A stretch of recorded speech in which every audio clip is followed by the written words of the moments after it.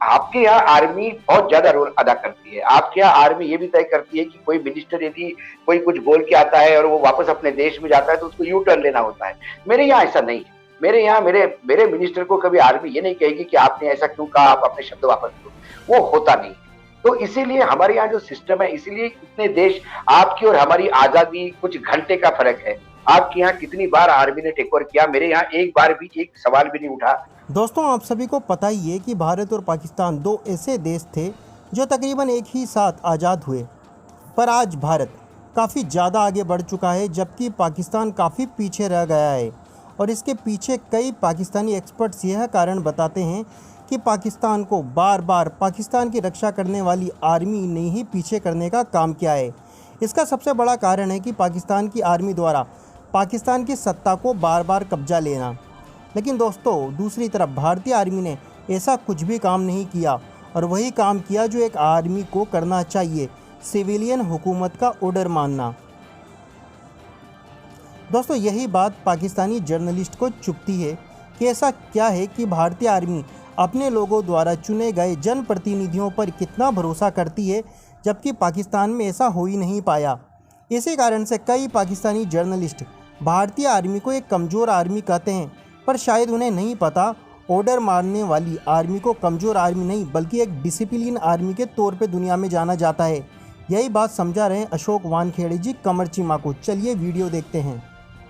मैं देख रहा था कि इंडिया के जो आर्मी चीफ हैं जनरल नरवाने साहब, वो भी जा रहे हैं कश्मीर में, और वो तब जा रहे हैं जबकि सीज फायर को तकरीबन 100 दिन हो गए हैं। और ये एक अच्छा कदम भी है, लेकिन इसके साथ साथ जो एक एनवायरनमेंट डेवलप हो रहा है वो अनसर्टेनिटी का डेवलप हो रहा है। और जो इंडियन फौज वहां से जो पाकिस्तान की तरफ या कश्मीर की तरफ जो फायरिंग कर रही है, उसको कहा यह जा रहा है जनाब कि इन्फिल्ट्रेशन हो रही है और मामलात जो हैं ये वो नॉन स्टेट एक्टर्स हैं, ये मुजाहिदीन आ रहे हैं।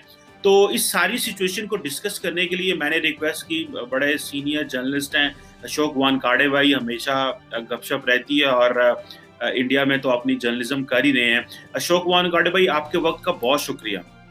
नमस्कार। नमस्कार। Thank you. अशोक भाई, पहले तो सबसे पहले ये बताइए कि सीज फायर को दोनों ममालिक ने बड़ा अप्रिशिएट किया, इंटरनेशनल कम्युनिटी ने भी बहुत अप्रिशिएट किया, और सबने कहा भाई ठीक हो गया, कि चलो अच्छी चीज है कि हम लोग तकरीबन अब 3-4 माह हो गए हैं, हम जो है ना वो सीज फायर चल रहे हैं। लेकिन ये जो चीज है कि वो कह रहे हैं जी कि पाकिस्तानी रेंजर्स ने फायर खोल दी, हम कह रहे हैं बीएसएफ ने फायर खोल दी, ये किधर चीज जा रही है? ये ना हो कि हम किसी और मिसकैलकुलेशन की तरफ चल पड़े और मामलात जो हैं वो हमारे हाथ से निकल जाएं। As a journalist when use, आप तो हर चीज को, खबर को देखते हैं, उसको परखते हैं, आपकी चीजें में चीजें होती हैं।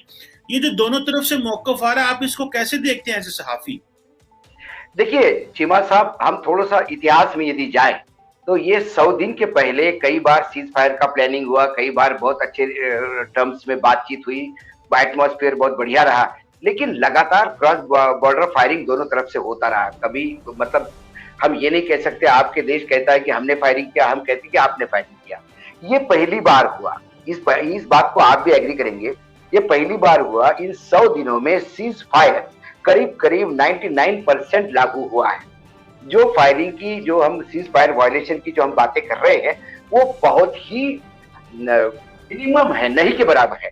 लेकिन जब फायरिंग होती है दोनों तरफ से, जब फायरिंग होती है, रिटेलिएशन होता है, तो आपका तरफ पक्ष ये होता है कि हमने किया, हम कहते हैं कि आपने किया। लेकिन जिस तादाद में फायरिंग होती थी, 700-700 बार सीज फायर वायलेशन होते थे एक महीने में, मतलब एक दिन में 8-8 बार वायलेशन होते थे, वो कहीं घट के यदि 1-2 बातों पे आ गए तो मैं इसको अभी भी अच्छा मानता हूं। क्योंकि जिस लेवल से हम आए हैं और जिस लेवल पे आज है, इसीलिए 100 दिन पूरे हो गए तो हमारे आर्मी चीफ भी आज जम्मू कश्मीर जा रहे हैं। जम्मू कश्मीर में जो हम बार बार कहते हैं कि इन्फिल्ट्रेशन है, आपकी आर्मी चीफ, पावर उनके पास नहीं है। एक बात, पावर है या तो सीडीएस के पास, या फिर पावर है आपके national security adviser Ajit Doval साहब के पास। So how do you see this, ये जो मनोज साहब का जो विजिट है, एक तो इनको पावरलेस क्यों समझा जाता है, और दूसरा इनका जो विजिट है, how do you rate this and how do you gauge this? Cheema साहब, आप अन्यथा ना ले, लेकिन पाकिस्तान के पॉइंट ऑफ व्यू से हमारी आर्मी हमेशा पावरलेस रही है। मेरे यहाँ पे डेमोक्रेटिक सिस्टम बहुत 100% लागू होता है। मेरे यहाँ सबसे पावरफुल आदमी यदि कोई है तो वो देश का प्रधानमंत्री होता है, क्योंकि वो कैबिनेट को प्रेसाइड करता है। मेरे यहाँ कैबिनेट सबसे ज्यादा पावरफुल होती है। हमारे यहाँ प्रेसिडेंट हमारे सारे आर्म फोर्स के कमांडर इन चीफ है, लेकिन वो भी कैबिनेट के एडवाइस पे बात करते हैं। हमारा यहाँ कॉन्स्टिट्यूशन ऐसा, तो हमारे यहाँ सारी पावर तो प्रधानमंत्री के पास है, नो डाउट। प्रधानमंत्री के जो नेशनल एडवाइजर है, सिक्योरिटी एडवाइजर है, वो पावर शेयर करते हैं, इस बारे में कोई दो मत नहीं। क्योंकि नेशनल सिक्योरिटी और जब भी ऐसी कोई सिक्योरिटी वाली बात आती है तो प्रधानमंत्री एनएसए पे बहुत ज्यादा रिलाय करते हैं, और रिलाय करना भी चाहिए, क्योंकि इसीलिए वो पोस्ट बहुत अहम है। लेकिन ऐसे में ये कहना कि हमारे यहाँ आर्मी बिल्कुल पावरफुल नहीं है, आर्मी के गवर्नेंस में हमारे यहाँ इंटरफियर नहीं है। हमारे यहाँ ये तय नहीं होता कि ये आर्मी चीफ आर्मी का ये ब्रिगेडियर को, ये कर्नल को ब्रिगेडियर बनाया जाएगा। ये है आर्मी के पोस्टिंग, ट्रांसफर, आर्मी के तमाम बाकी चीजों में कोई कतई हमारे यहाँ पे इंटरफेरेंस नहीं है। आर्मी का बजट होता है, आर्मी के जो परचेसेस होते हैं उसके लिए एक टेक्निकल कमेटी आर्मी की होती है, उसको फाइनल कैबिनेट अप्रूव करता है। तो हमारे यहाँ बोफोर्स में जो उजागर हुआ था कि जब बोफोर्स की कंपनी ने कहा था कि हमने कुछ लोगों को रिश्वत दी, उसके बाद तो हमारे यहाँ डिफेंस परचेसेस इतने टाइट हो गए हैं कि उसको नहीं के बराबर जगह है हर जगह पे। हालांकि अभी राफेल में भी जब उन्होंने क्लेम किया कि हमने किसी को 10 करोड़ रुपए दिए हैं, तो उसके लिए भी हमारी गवर्नमेंट ऑफ इंडिया ने उनको नोटिस इशू किया।